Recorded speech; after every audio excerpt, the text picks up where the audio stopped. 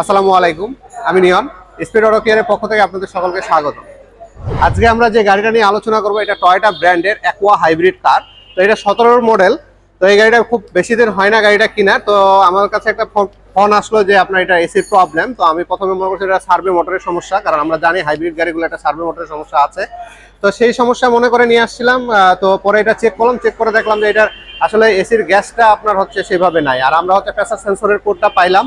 তো পরে চেক করে দেখলাম যে আসলে প্রেসার সেন্সরের আপনার কোড আছে যেহেতু, তো আমাদের সাধারণত মিটার লাগাই চেক করতে হয় যে আসলে এটার হচ্ছে লিক আছে কিনা। তো এটা লিক পাইলাম, লিক পাওয়ার পরে চেক করলাম লিফটে উঠায়। তো আমরা পাইলাম হচ্ছে এর আগে আমরা একটা ভিডিও দিছিলাম যেখানে আমরা পাইছিলাম হচ্ছে স্টিল বাম্পার লাগানোর কারণে হচ্ছে পাইপটা লিক হয়ে গেছে।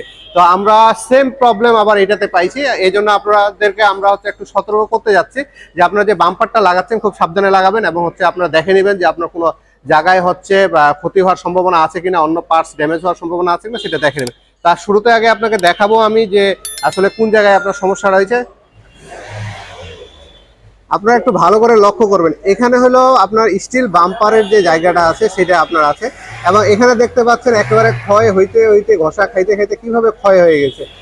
একেবারে ক্ষয় হয়ে পাইপটা একেবারে লিক হয়ে গেছে, দেখতে পাচ্ছেন আপনারা, একেবারে ক্লিয়ার বোঝা যাচ্ছে একেবারে কিভাবে ক্ষয়টা হয়েছে। আপনাকে একটু টানে দেখাই।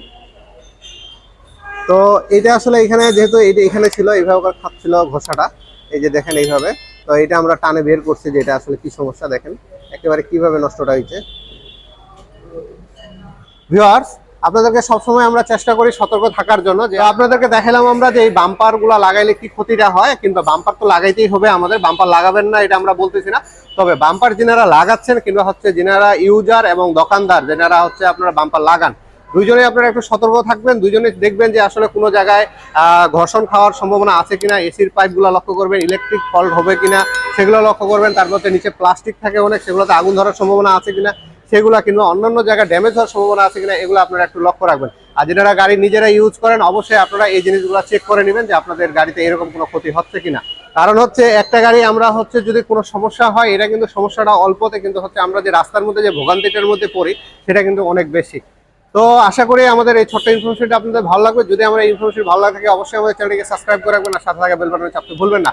আর যারা ফেসবুক পেজের মাধ্যমে দেখতেছেন অবশ্যই আমাদের পেজটিকে লাইক দিয়ে থাকবেন এবং আমাদের সঙ্গে থাকবেন। ধন্যবাদ, সকলেই ভালো থাকবেন।